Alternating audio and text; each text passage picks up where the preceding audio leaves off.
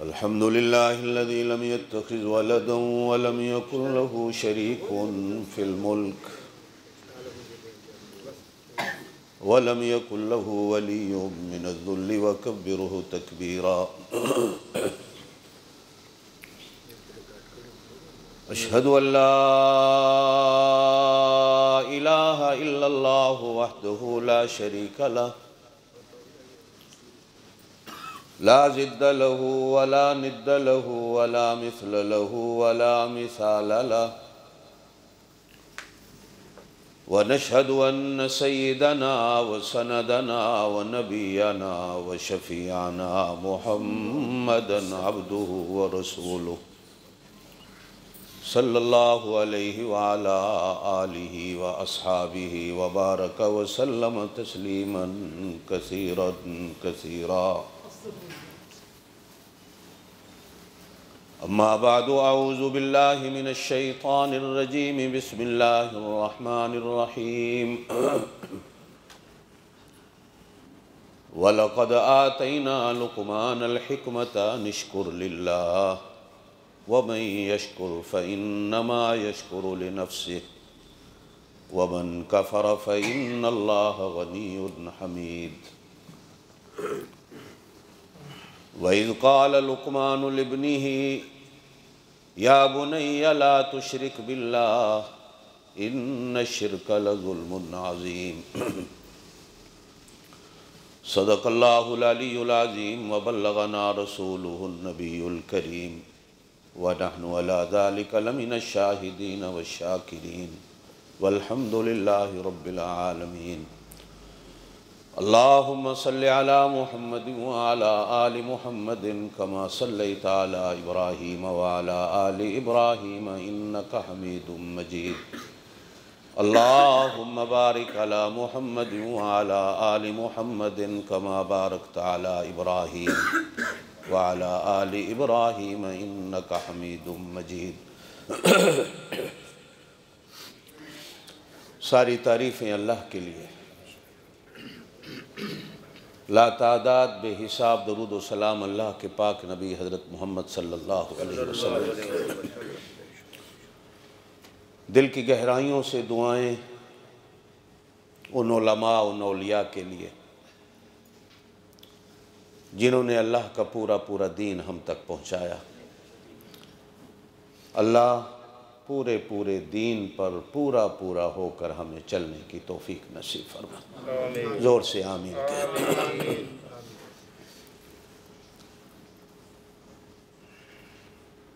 कुफर ने कुछ सालों पहले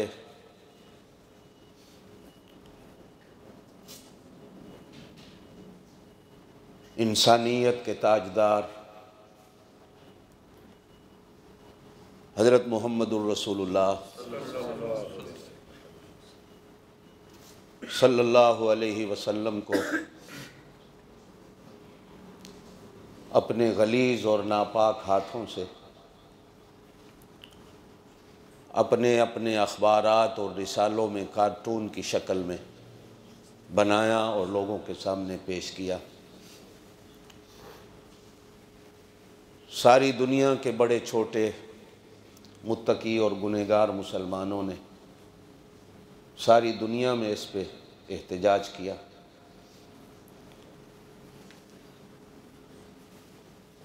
गुज़श्ता दिनों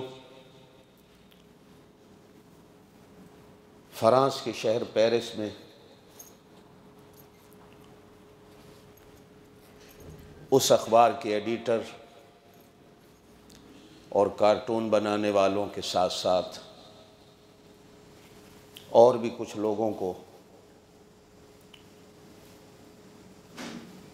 2-3 मुसलमानों ने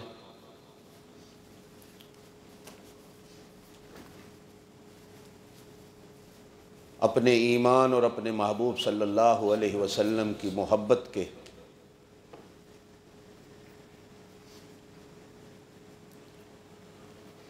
लबरेज पाकर उन लोगों को गोलियों का निशाना बनाया।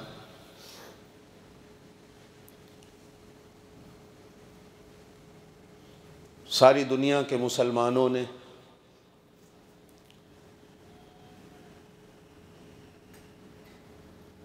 इस वाक़े की मज़म्मत की। होना तो यूँ चाहिए था कि कुफ़र की ताकतें अपने उस अमल और उस अमल के रद्द अमल पर खामोशी इख्तियार करती, लेकिन फिर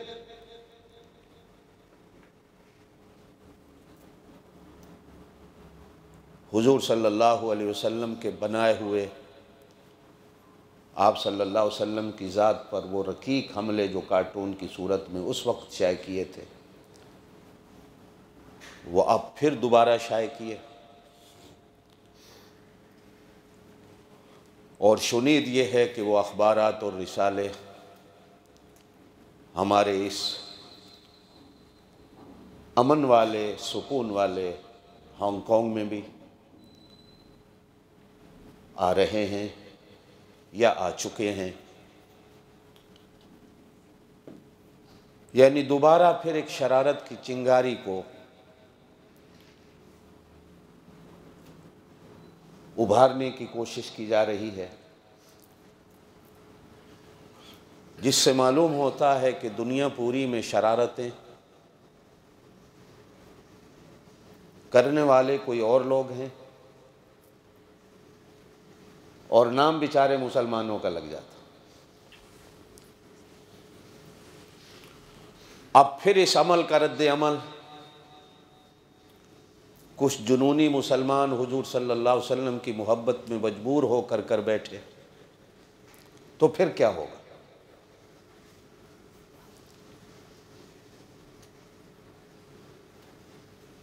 हम जहां पेरिस में होने वाले वाक़ये की मज़म्मत करते हैं, वहाँ फिर दोबारा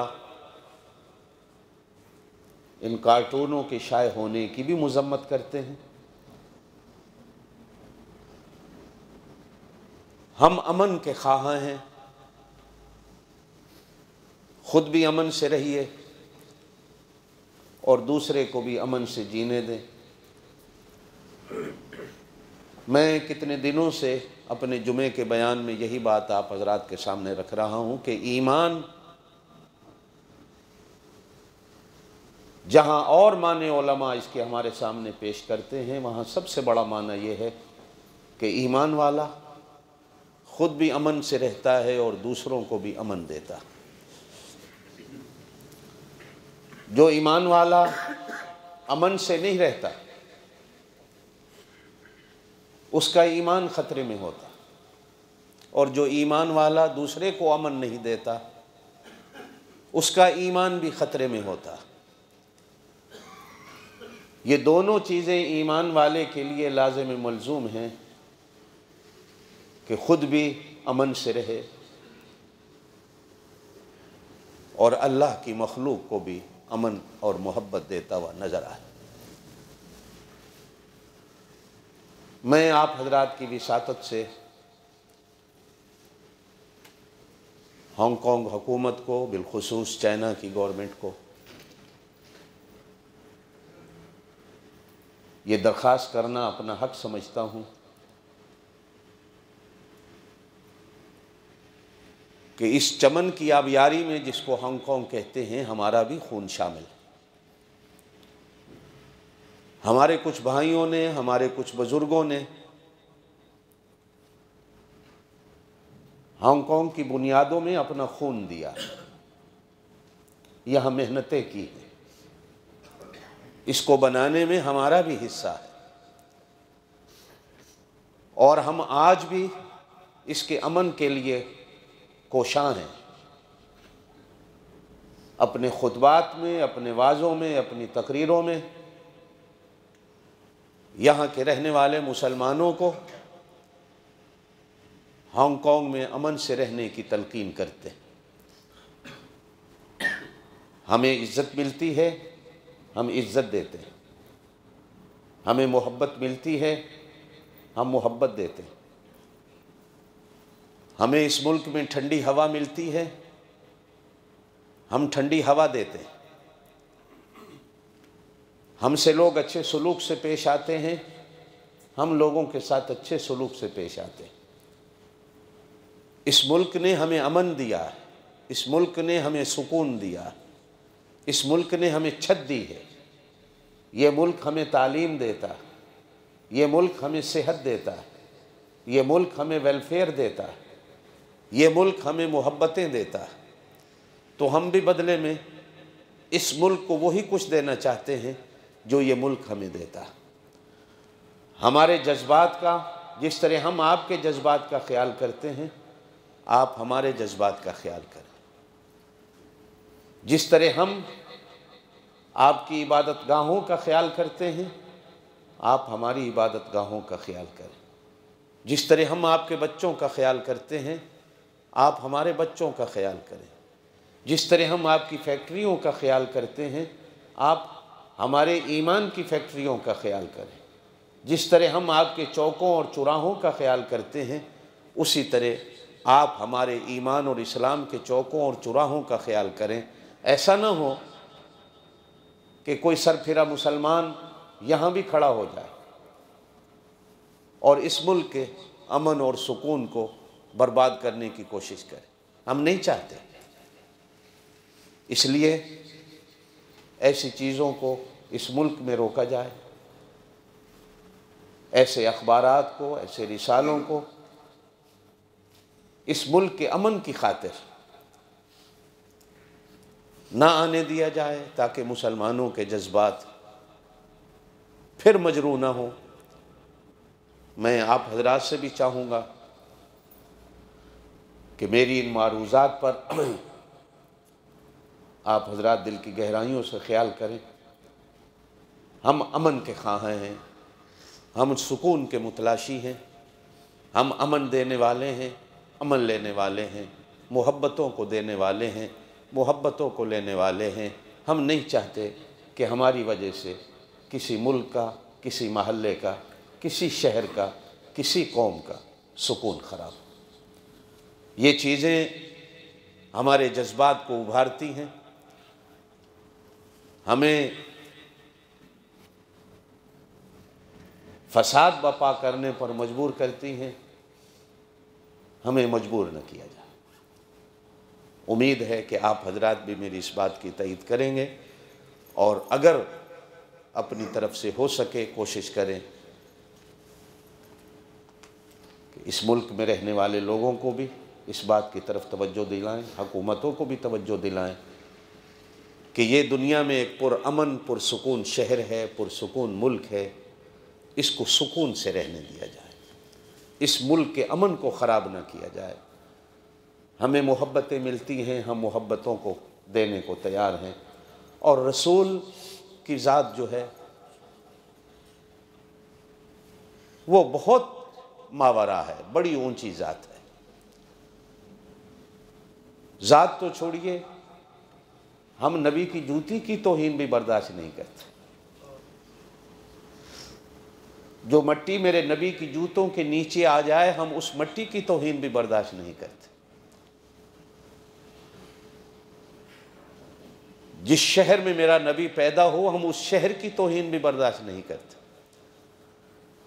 और जिस शहर में मेरे नबी का बुढ़ापा गुजरा हो, कब्र बनी हो, हम उस शहर की तौहीन भी बर्दाश्त नहीं करते।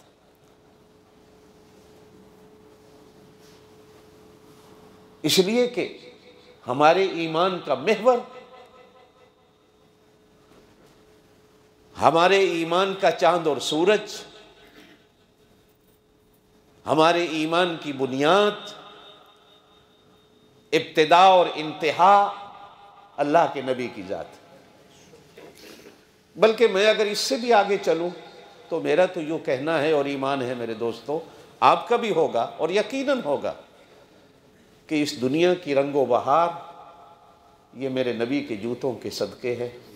इस दुनिया की आबादियाँ ये मेरे नबी के जूतों के सदक़े हैं। सूरज की रोशनी मेरे नबी के जूते का सदका है, चाँद की रोशनी मेरे नबी के जूते का सदका है, ये हवाएं मेरे नबी के जूतों के सदक़े हैं। हमारा जीना, हमारा मरना हमारे नबी के जूतों के सदक़े है।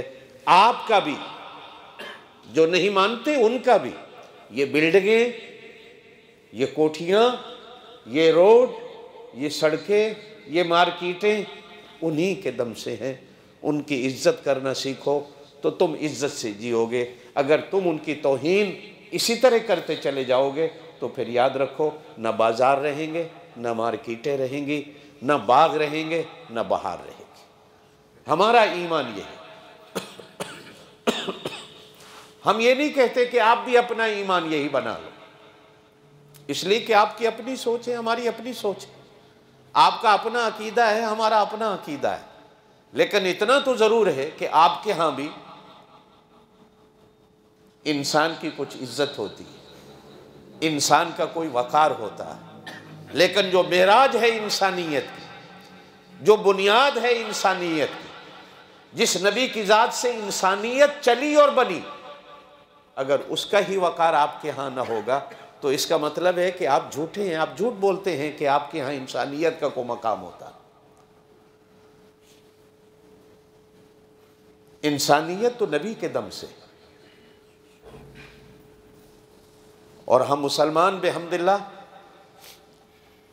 सिर्फ अपने नबी का नहीं, हमारा तो ईमान उस वक्त तक पूरा नहीं होता जब पुराने नबियों पर ईमान न ले आए। हमारे यहाँ तो कोई हज़रत ईसा की तौहीन कर दे तो काफिर है, हज़रत मूसा की तौहीन कर दे तो काफिर है, किसी एक नबी की तौहीन कर दे तो काफिर है, वो मुसलमान नहीं होता। हम हर नबी को अपने सर पे रखते हैं, हर नबी की ज़ात हमारे सर का मेराज और ताज है। लिहाजा हमें भी सुकून से रहने दें और आप भी सुकून से रहें। चलें, मैं अपनी बात की तरफ चलता हूँ।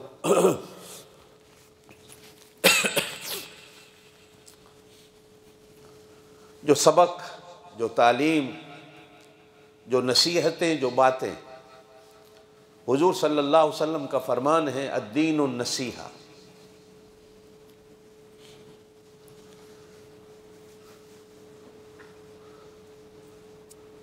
दीन अच्छी बात का नाम,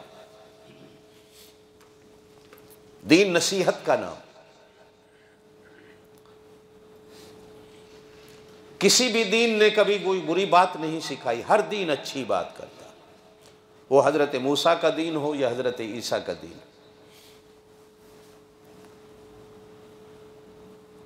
हर दीन अच्छा है, और फिर अच्छा वो है जो हर दीन की अच्छाई को तस्लीम कर ले, हर दीन की अच्छाई को तस्लीम कर।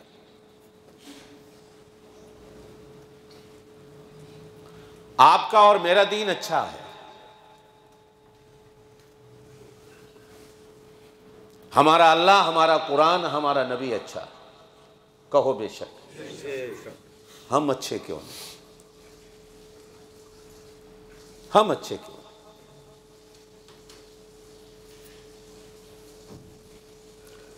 हमारे इस वजूद से अच्छे अमल क्यों नहीं निकलते? हमारी जुबान से अच्छी बातें क्यों नहीं निकलती? हमारे कान अच्छी बातें क्यों नहीं सुनने को तैयार?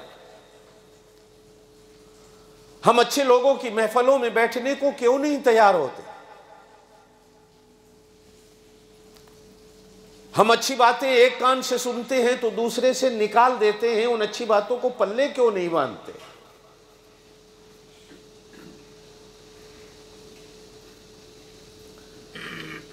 अच्छी बातें जहां सुनने को होती हैं वहीं अच्छी बातें पल्ले बांधने को होती।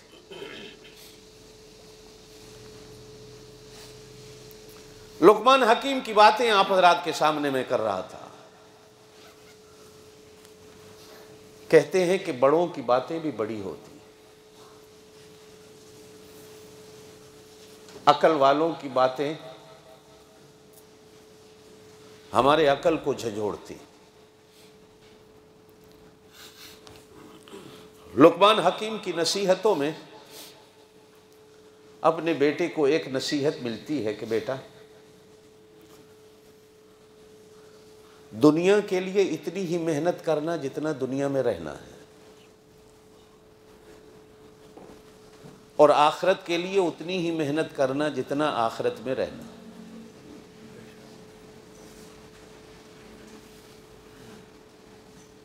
दुनिया के लिए उतनी ही मेहनत करना जितना दुनिया में रहना, और आगे जितना रहना है उसके लिए उतनी ही मेहनत करना जितना रहना है।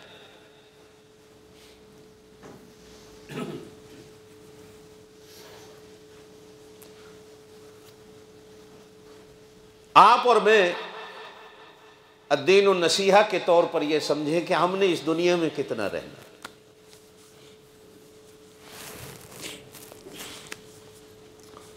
सियाणे जब कहीं बैठते हैं, चार बंदे दुकान पे या डेरों पे, तो कहते हैं कि ये जिंदगी 4 दिन की जिंदगी, और कुछ कहते हैं ये 2 दिन की जिंदगी।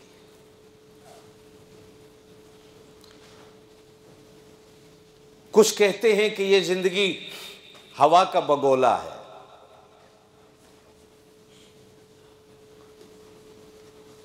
और औलियाए किराम ने जो इस जिंदगी का निचोड़ निकाला, वो कहते हैं कि क़यामत का एक दिन 50,000 साल का है।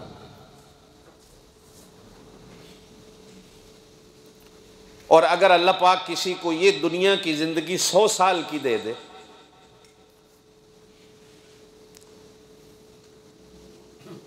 तो 50,000 के मुकाबले में ये 100 साल की जिंदगी 2 मिनट की।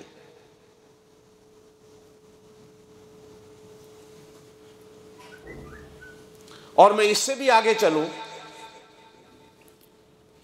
तो मेरी आप इस बात को यकीन करके मानेंगे कि दुनिया में हर किसी पे एतबार किया जा सकता है, नहीं किया जा सकता तो जिंदगी पे नहीं किया जा सकता।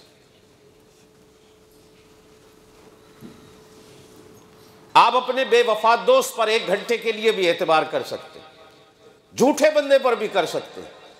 को वादा करके गया है तो आप एक दिन शाम तक भी इंतजार कर सकते हैं।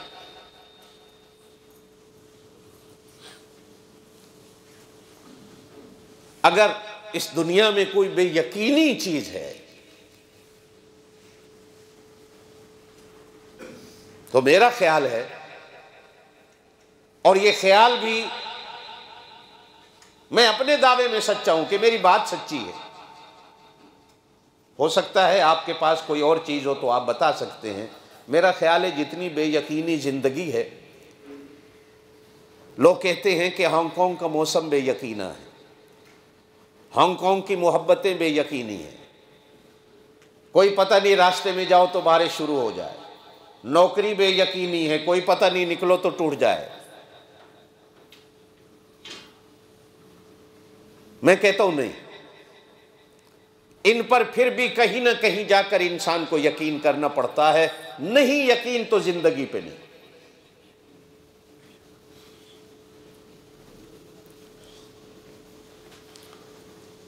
खुद मेरे पाक नबी सल्लल्लाहु अलैहि वसल्लम का इरशाद, जोर से कह दो सल्लल्लाहु अलैहि वसल्लम। नमाज पढ़ते हुए मैंने एक तरफ कहा अस्सलामु अलैकुम व रहमतुल्लाह,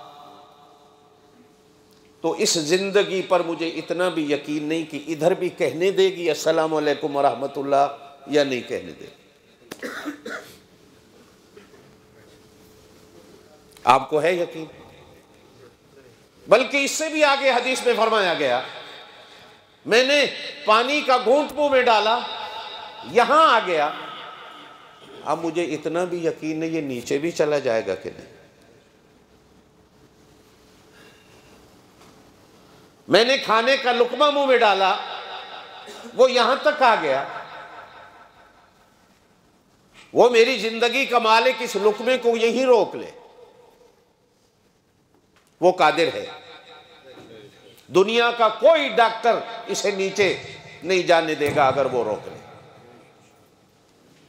और अगर वो नीचे जाने दे तो दुनिया का कोई डॉक्टर और हकीम उसको ऊपर नहीं ले जा सकता।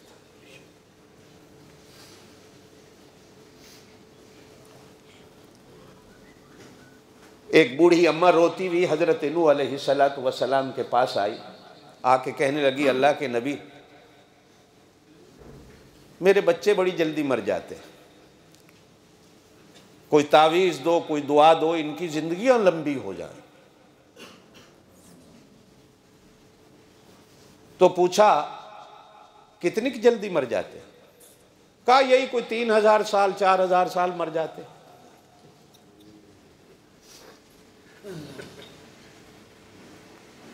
तो अल्लाह के नबी ने कहा तेरा क्या ख्याल है कि ये थोड़ी सी जिंदगी है? कहा ये कोई जिंदगी है कि एक दरवाजे से आओ और दूसरे से निकल जाओ? ये 2500-3000 हजार तो ऐसा है कि एक दरवाजे से दाखिल हो जाओ, दूसरे से निकल जाओ। कोई ऐसी दुआ दें, कोई तावीज़ दें कि इससे भी लंबी हो जाए।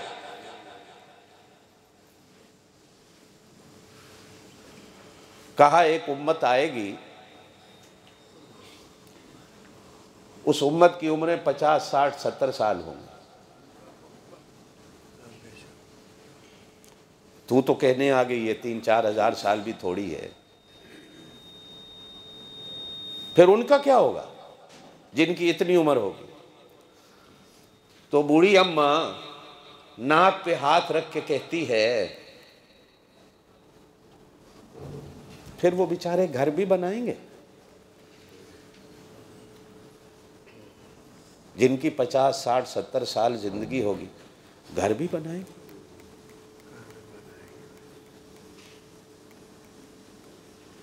मैं डर रही हूं कि 3-4 हजार साल उम्र हो, घर बनाऊं कि ना बनाऊं। ये तो एक दरवाजे से दाखिल होना और निकल जाना है। जिनकी उम्रें 50, 60, 70 साल होगी, घर भी बनाएंगे।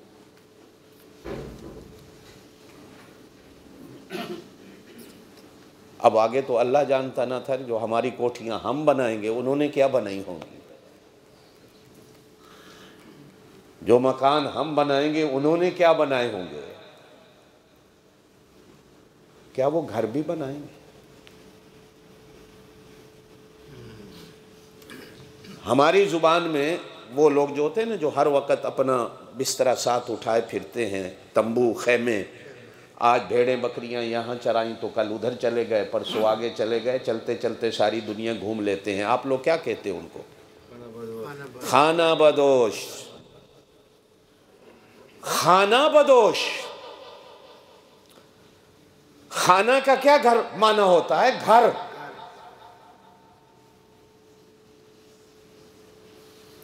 बदोश फारसी में कंधे को दोष कहा जाता है।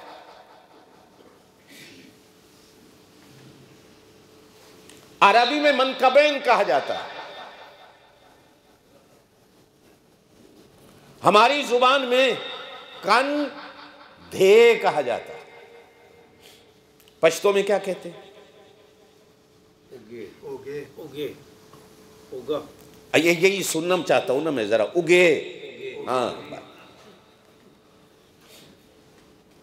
खाना बदोश, जो हर वक्त अपने घर को कंधे पे उठा के फिरे।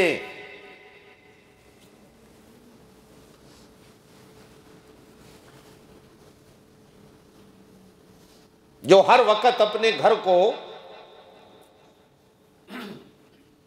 कंधों पे उठा के फिरे, इसे कहा जाता है खाना बदोश।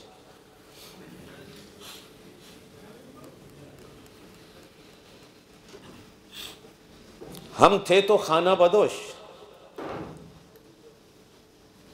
लेकिन हम हो गए खाना ए मदहोश।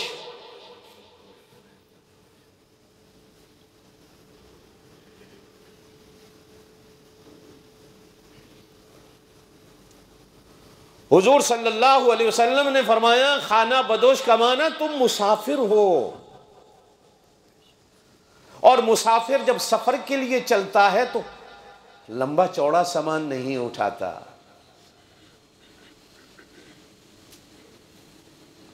आपने जब पाकिस्तान का सफर करना हो तो कितनी दफा तराजू पे रखकर अपना बक्सा तोलते हो, कितना वजन हो गया। 5 किलो ज्यादा हो गया तो एयरपोर्ट पे किराया देना। मां भी बाप भी बार बार कहता है, बेटा सामान थोड़ा कर लो, एयरपोर्ट पे जुर्माना पड़ जाएगा। कम रख लो, ज्यादा ना हो।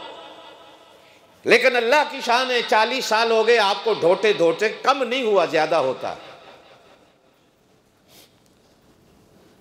जिनके लिए ले जाते हो वो आज तक राजी नहीं हुए, ना कभी होंगे आपसे। आप देते थक जाओगे, वो राजी नहीं होंगे। इसलिए कि राजी सिर्फ वो होता है, बंदे कभी राजी नहीं होते।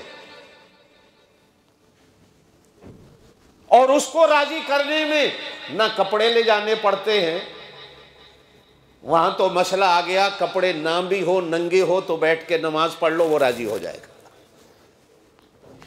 अरे भाई पानी नहीं है मुंह धोने के लिए तो मट्टी पे हाथ मार के बैठ जाओ, वो राजी हो जाएगा। खड़े नहीं हो सकते हो तो बैठ जाओ, बैठ नहीं सकते हो तो लेट जाओ, लेट नहीं सकते हो इशारों से कर लो तो भी वो राजी हो जाएगा।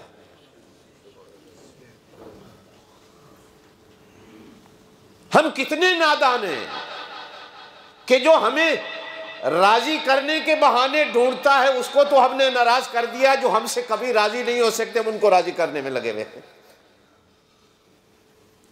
कोई कहता है वजीर राजी हो जाए, को कहता है बादशाह राजी हो जाए, को कहता है थानेदार राजी हो जाए, को कहता है फलाना राजी हो जाए। ये कभी राजी नहीं होगा। राजी उसको कर जो हर वक्त इंतजार में है कि कब तू मुझे बुलाता है।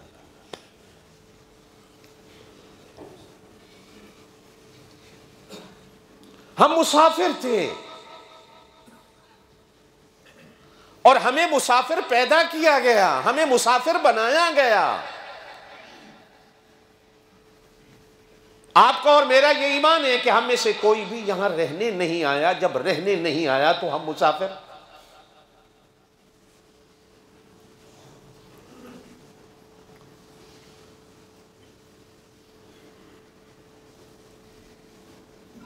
मुसाफिर जो होता है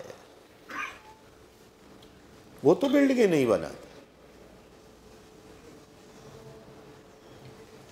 वो तो हर वक्त अपने बिस्तर को तैयार रखता है और इतना ही सामान रखता है जितना कि उठा सकता है, इतना ही बोझ बनाता है जितना उसके कंधे उठा सकते हैं।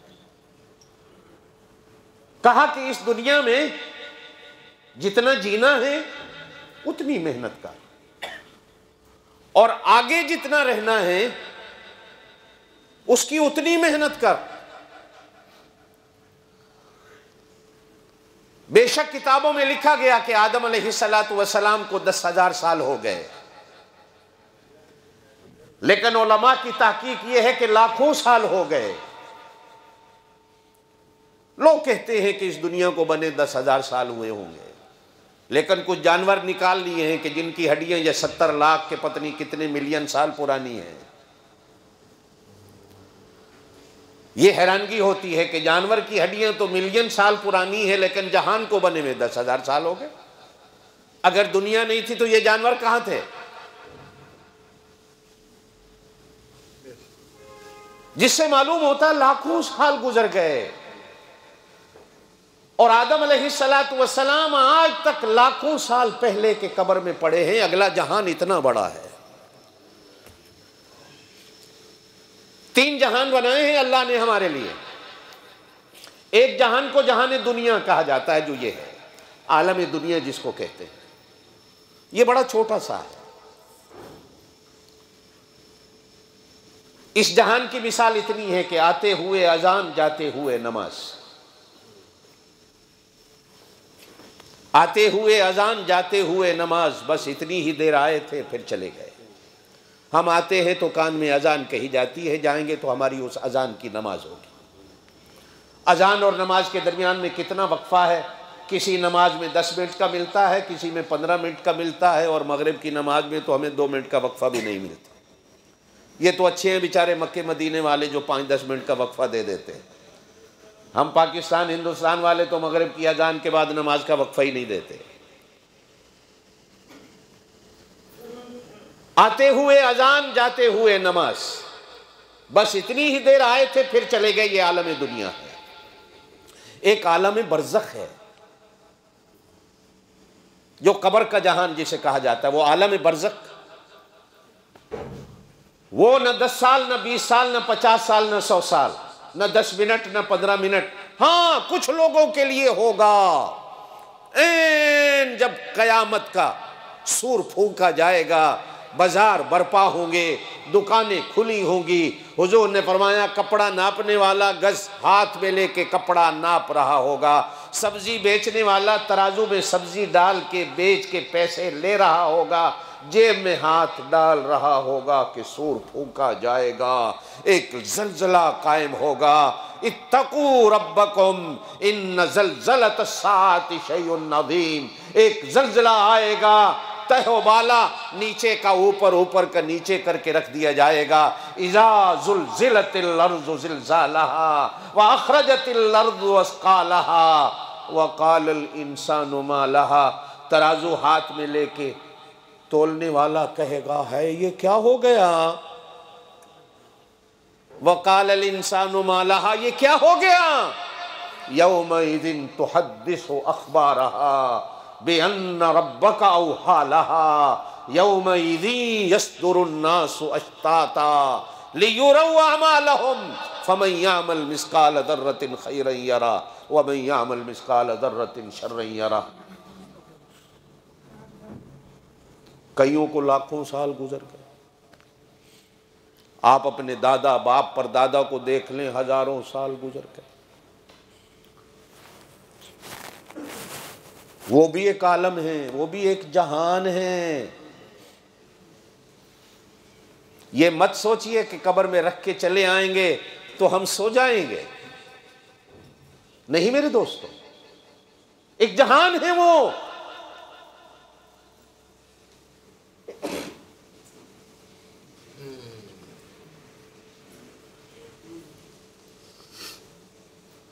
मैंने अगले मुल्क जाना हो तो मैं उस मुल्क के कानून की पाबंदी करते हुए अपने बक्से में दवाइयाँ नहीं डालता कि वहाँ चेकिंग होती है, कस्टम वाले रोकते हैं, ये दवाइयाँ क्यों लाए हो। मुझे पता है फला मुल्क में मैं ड्रग ले जाऊँगा तो सज़ा मौत है।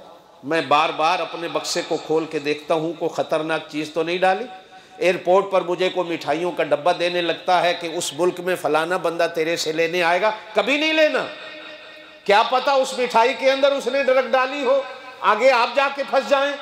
किसी अनजाने आदमी ने आपको बक्सा पकड़ा दिया कि साहब अगले एयरपोर्ट में मेरा बंदा लेने आएगा, उसे दे देना, तो कभी नहीं लेना। आपको क्या पता उसमें क्या है। जिस अगले जहान में आपने जाना है, कभी अल्लाह और उसके रसूल से पूछा है कि अगले जहान में किस चीज की जरूरत पड़ेगी भी वो चीज ले जाऊं।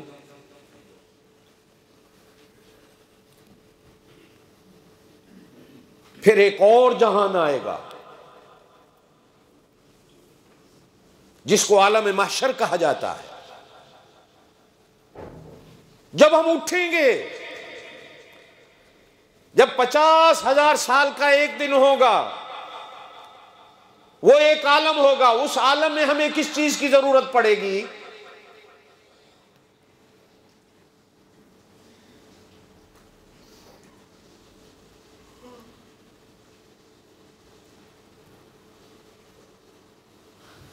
कहा जाता है कि हम एक स्टेशन से दूसरे स्टेशन, दूसरे से तीसरे जाते हैं। ये मौत, ये दुनिया, ये जहान जितना है, ये रेल के स्टेशन है। गाड़ी कितनी देर रुकती है। ये एक स्टेशन है जिंदगी का। समझदार मुसाफिर उतरता नहीं है। ये नौजवान बच्चे होते हैं जो स्टेशन पे ट्रेन पहुंचती है तो उतर के पानी लेने चले जाते हैं, फिर भाग के चढ़ जाते हैं। वो बूढ़ा बंदा तो भाग के चढ़ भी नहीं सकता, बीमार बंदा तो भाग के चढ़ भी नहीं सकता। अपनी सीट पे बैठे रहो। आपका स्टेशन आगे है और उस स्टेशन का सिग्नल इजराइल के हाथ में है। वहां आपने पहुंचना है, वहां आपने उतरना है। अब आपका एक और आलम शुरू हो गया। आलम, लाम पे जबर हो तो जहान होता है। आलिम, लाम के नीचे जेर हो तो इल्म वाला होता है। आलम, इसलिए कहा जाता है मौतुल आलिम मौतुल आलम। आलिम का मर जाना एक जहान का मर जाना होता। आलिम पानी की तरह होता है कि जहान को पानी देता है, जहान को जिंदगी देता है। ये पंखे की तरह है कि तुम्हें ठंडी हवा देता है। जब ये मर जाता है तो कुआं सूख जाता है, जब ये मर जाता है तो हवा का पंखा रुक जाता है। बेशक मेरा अल्लाह दस्तूरे दुनिया है, एक जाता है दूसरा आता है, वो संभाल लेता है, गिरने से बच जाता है, तबाही से बच जाता है। लेकिन मेरे अल्लाह का कानून तो ये है कि जो आता है वो जाता है। 1,24,000 या 40,000 नबी आए, जाते रहे, आते रहे, जाते रहे, आते रहे।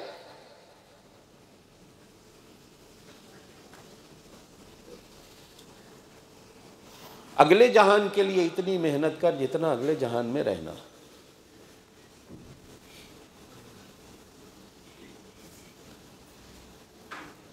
आगे मैंने 50,000 साल रहना है, क्या पता क़यामत कब आएगी। उस 50,000 साल के लिए मैंने क्या मेहनत की।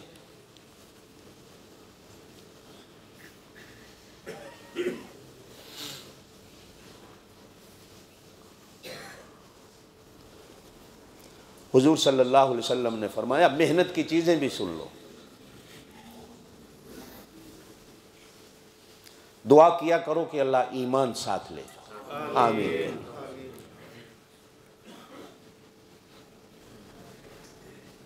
मैं कभी कभी ये अपने जो अटक के लोग हैं, ये मरने वाले की दुआ के लिए आते हैं तो एक लफ्ज़ इनकी ज़ुबान से बड़ा अजीब निकलता है, अल्लाह ईमान सलामत रखे।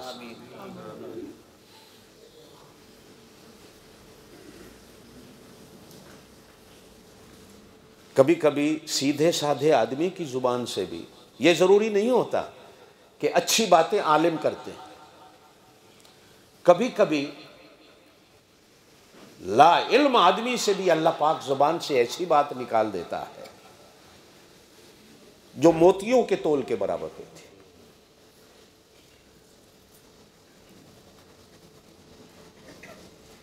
दुआ करें कि ईमान साथ चला जाए। आमीन कह दो।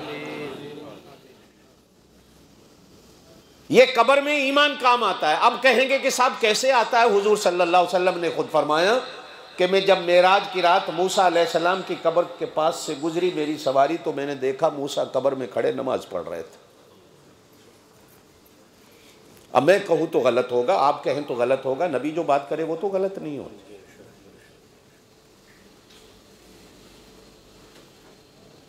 कितने अल्लाह वालों के तज़किरे पढ़े कि किसी अल्लाह वाले की कब्र के करीब से आदमी गुजरा तो मालूम हुआ कब्र के अंदर से तबारकल्लज़ी बियदिहिल मुल्क की तिलावत की आवाज आ रही है।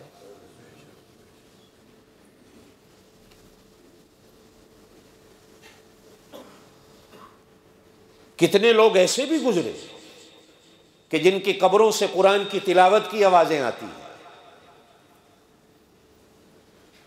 मालूम होता है कि वो कोई जहान ऐसा है, एक तो इस दुनिया के जहान से बड़ा है और इस जहान से आला भी है।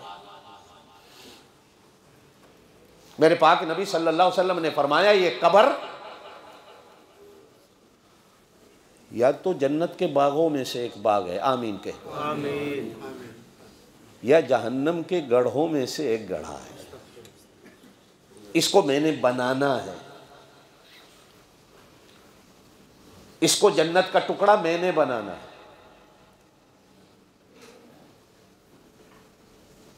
इसको जहन्नम का गढ़ा बनने से मैंने रोकना है। ये मेरे लिए जन्नत का एक बाग बन जाए, आमीन कह दो, जोर से आमीन कह दो। अल्लाह हमारी कब्रों को जन्नत बना दे। ये तो अल्लाह के नबी की दुआएं हैं मेरे दोस्तों। हालांकि जिनकी कब्र को जन्नत का बाग और जन्नत का टुकड़ा कहा गया, वो नबी भी दुआ करता है कि अल्लाह मेरी जन्नत को, मेरी कब्र को जन्नत का बाग बना दे। और साथ साथ ये भी दुआ करता है कि अल्लाह मेरी कब्र को सजदा गाह न बनाना, मेरी कब्र को सजदा गाह न बनाना, मेरी कब्र को शिर्क का मरकज न बनाना। वो दुआएं हैं कि आज थोड़ा सा भी को बंदा उस कब्र पे खड़े होकर शिरक करने लगता है तो मारने वाले खड़े होते हैं, खबरदार यहां करने की जरूरत नहीं है, यहां इजाजत नहीं है।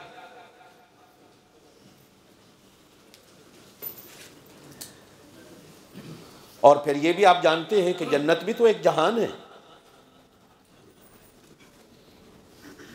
जन्नत को छोटी है, वो भी एक जहान है, तो ये कब्र का भी एक जहान है मेरे दोस्त।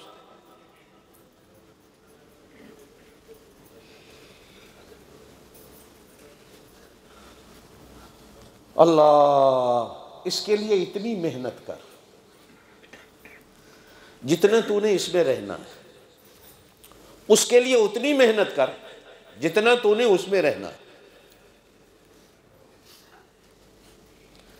एक और नसीहत, मैं तशरीह में नहीं जाना चाहता इसकी, कई जुमे मेरे लग जाएंगे अगर मैं कब्र एक जहान है इस पे बयान करना शुरू कर दूं। तो एक और नसीहत लुकमान हकीम की आपके लिए भी नसीहत। फरमाया, बेटा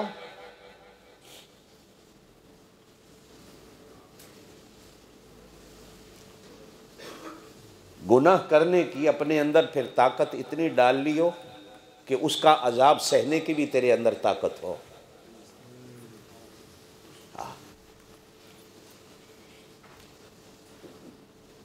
इतना गुनाह कर लियो जितना उसकी सहने की ताकत हो।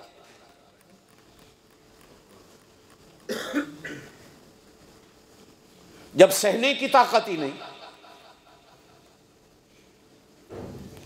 ओ भाई यहां तो गैस का चूल्हा छोड़िए, गरम पतीले के करीब हाथ चला जाए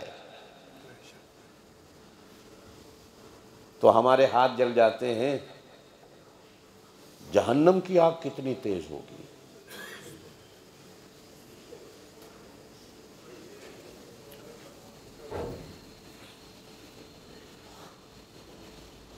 वहां का अजाब कितना सख्त होगा। यहां सर दर्द हो जाए तो बर्दाश्त नहीं होता, वहां जब फरिश्ते मारेंगे तो दर्द होगा तो क्या होगा। यहां तपिश बुखार लग जाए तो बर्दाश्त नहीं होता, वहां जब उनकी मार से बुखार पड़ेगा तो क्या होगा। यहां की गर्मी बर्दाश्त नहीं होती तो वहां की गर्मी कैसे बर्दाश्त होगी। यहां टेम्परेचर 50 तक चला जाए तो दुनिया नंगी हो जाती है, जहां टेम्परेचर सैकड़ों को भी क्रॉस कर जाएगा। मेरे पाक नबी सल्लल्लाहु अलैहि वसल्लम ने फरमाया, जमीन तांबे की तरह गर्म हो जाएगी, सूरज नेज़े की तरह करीब हो जाएगा, पसीने इतने जिस्म से निकलेंगे गर्मी की शिद्दत की वजह से, कुछ लोगों के टखनों तक पसीना, कुछ के गोडों तक पसीना, कुछ के नाफ तक पसीना, किसी के सीने तक पसीना, कोई सर तक पसीने में गर्क, और किसी का पसीना इतना के सर से ऊपर चला गया, वो तैर रहा है। अर्ज किया गया, अल्लाह के रसूल ये पसीना किस चीज का होगा। इरशाद फरमाया, गुनाहों का। जितने किसी के गुनाह ज्यादा उतना पसीना ज्यादा। और फरमाया, अल्लाह के अर्श के साए के सिवा कोई साया नहीं होगा। मेरे पाक नबी दुआ करते हैं, अल्लाह मुझे भी कयामत के दिन अपने अर्श का साया नसीब करना। ला जिल्ला इल्ला जिल्लुक, अल्लाह जिस दिन तेरी रहमत के साए के सिवा कोई साया नहीं होगा, इस अपने महबूब को भी अपनी रहमत का साया नसीब कर देना। दुआ कर, अल्लाह तुझे भी अपने अर्श का साया नसीब कर दे। और हुजूर ने फरमाया है, जानते हो किस किस को मिलेगा। फरमाया, उस जवान को मिलेगा, उस नौजवान को मिलेगा जो जवानी में अल्लाह से तौबा कर। नौजवानों, तुम्हारे लिए नसीहत है। उन नौजवानों को मिलेगा जो जवानी में गुनाह से तौबा कर ले, जो ये समझ के गुनाह करता है जवानी के दिन है कर लूं, जब बुढ़ापा आएगा तो तौबा कर लूंगा। यार यही तो मज़े के दिन है, मौलवी साहब ने कहा कि तौबा कर लो। तौबा कर लेंगे जब बुढ़ापा आ जाएगा, अभी क्या ज़रूरत है? नहीं मेरे दोस्तों, मैंने पहले कहा कि जितनी बेयकीनी ये ज़िंदगी है, दुनिया में कोई चीज़ बेयकीनी नहीं, और आजकल तो वैसे ही भी इतनी बेयकीनी है। राह चलते बंदे का पता चलता है, हार्ट अटैक हुआ, चला गया, खत्म। वो ज़माने चले गए जब बंदा 6 महीने बीमार होता था, साल बीमार होता था, रिश्तेदार मिलजुल जाते थे, पता चलता तब फौत हो गया। अब तो वो नहीं है। खाना खा के रात को सो, सुबह टेलीफोन आ जाता है, रात को सोते सोते सांस खत्म हो गई। कितने खुशकिस्मत ऐसे होते हैं, नमाज पढ़ने गए, नमाज पढ़ते पढ़ते ही अल्लाह को प्यारे हो गए।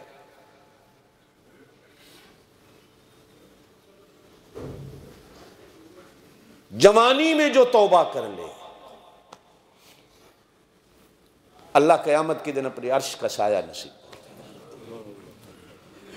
और एक और बात भी इसी में आपके लिए कह दूं, हुजूर सल्लल्लाहु अलैहि वसल्लम ने फरमाया, जो किसी से अल्लाह के लिए मोहब्बत करता है, अल्लाह उसको भी क़यामत के दिन अपने अर्श का साया नसीब करता, सिर्फ अल्लाह के लिए। ये पैसे की मोहब्बतें नहीं होती, हुस्न व जमाल की मोहब्बतें नहीं होती, रुतबे और दबदबे और दर्जे की मोहब्बतें नहीं होती, ऑफिसरी की मोहब्बतें नहीं होती, बॉस की मोहब्बतें नहीं होती, छोटे बड़े की नहीं होती। मोहब्बतें सिर्फ अल्लाह के लिए। किसी को चाहो तो अल्लाह के लिए, किसी से भागो तो अल्लाह के लिए, तोड़ो तो अल्लाह के लिए, जोड़ो तो अल्लाह के लिए।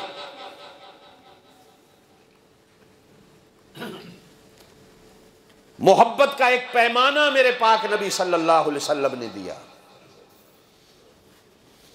ये मतलब की दुनिया है, ये मतलब की मोहब्बतें हैं। जेब खाली हो गई तो सारे भाग जाते हैं। अल्लाह के लिए मोहब्बत कौन करता?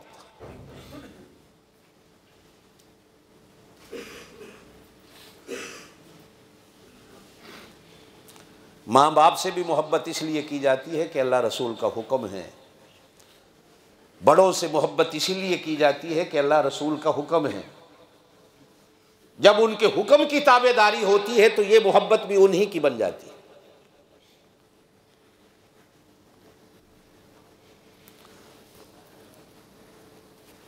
हजरत ज़ुन्नूनैन मिस्री रहमतुल्लाह अलैह बड़े अल्लाह के वली गुजरे हैं। औलिया अल्लाह की मजलिस में आए तो औलिया अल्लाह ने पूछा, ज़ुन्नून बताओ कैसी गुजर रही है? कहा, उस बंदे से क्या पूछते हो कि जिस बंदे की मर्जी के मुताबिक सब कुछ चल रहा हो। उन्होंने कहा, ये तो अल्लाह की मर्जी से चलता है, आपकी मर्जी से चलता है। कहा, मैंने मर्जी अपने अल्लाह के हवाले कर दी, मेरी मर्जी ही कोई नहीं,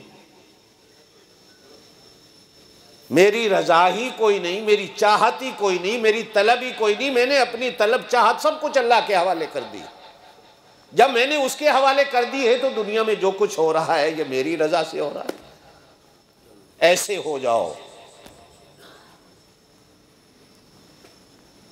ऐसे हो जाओ।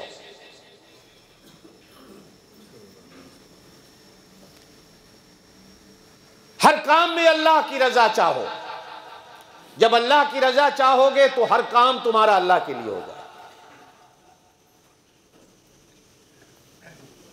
आज फितने और फसाद की वजह यह है कि हर काम में अपनी रजा से करना चाहता हूं, अपनी मर्जी से करना चाहता हूं। घर में मेरा रोब होता है, मेरी मर्जी चलेगी। बच्चे बेचारे ऐसे डर जाते हैं, बाबा आ गया अब इसकी मर्जी चलेगी। शादी ब्याह के मसले आ गए तो बूढ़ा कहता है मेरी मर्जी चलेगी। थानेदार, खान नवाब, डीसी, एसी कहता है मेरी मर्जी डिस्ट्रिक्ट में चलेगी। वजीर आजम कहता है मेरी मर्जी चलेगी। अल्लाह कहते हैं सिर्फ मेरी मर्जी चलेगी। किसकी मर्जी चलेगी? इब्राहीम अलैहिस्सलाम छुरी को तेज भी करते हैं, गले पे रखते भी हैं, बिस्मिल्लाह भी पढ़ते हैं, नहीं चलती। इब्राहीम अलैहिस्सलाम छुरी से कहते हैं तो क्यों नहीं चलती? वो कहती है मैं तेरे हुक्म से नहीं चलती, मैं उसके हुक्म से चलती हूँ।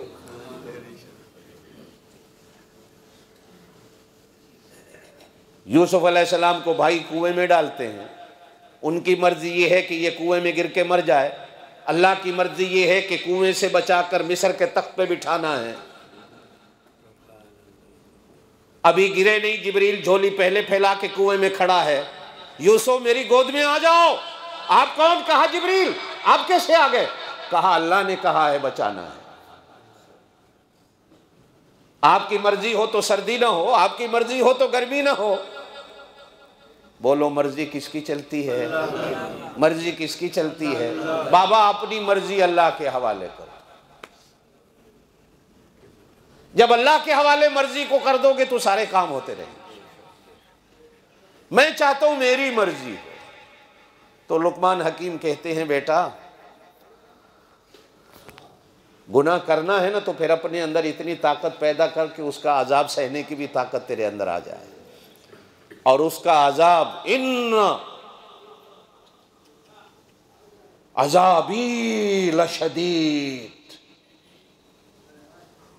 मेरा अजाब बड़ा सख्त है, मेरे अल्लाह की पकड़ बड़ी सख्त है। कब्र बड़ी सख्त है, जहन्नम बड़ी सख्त है,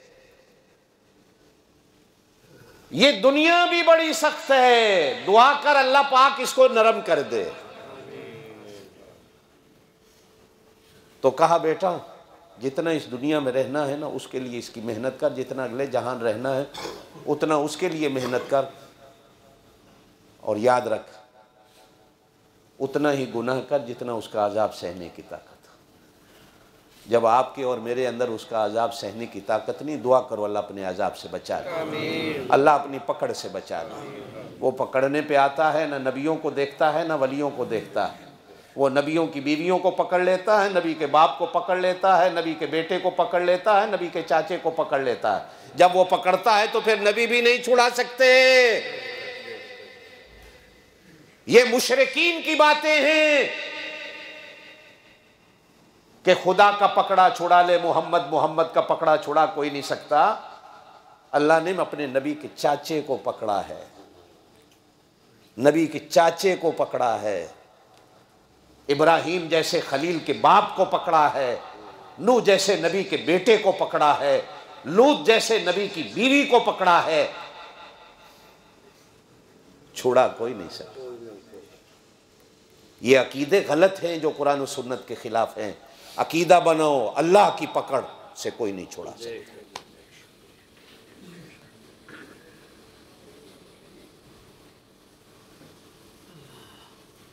गुनाह इतने ही करो जितनी सहने की ताकत हो। अल्लाह आपको मुझे अमल की तौफीक दे। सुबहान रब्बिक रब्बिल इज्जति अम्मा यसिफून व सलामुन अलल मुरसलीन वल्हम्दुलिल्लाहि रब्बिल आलमीन।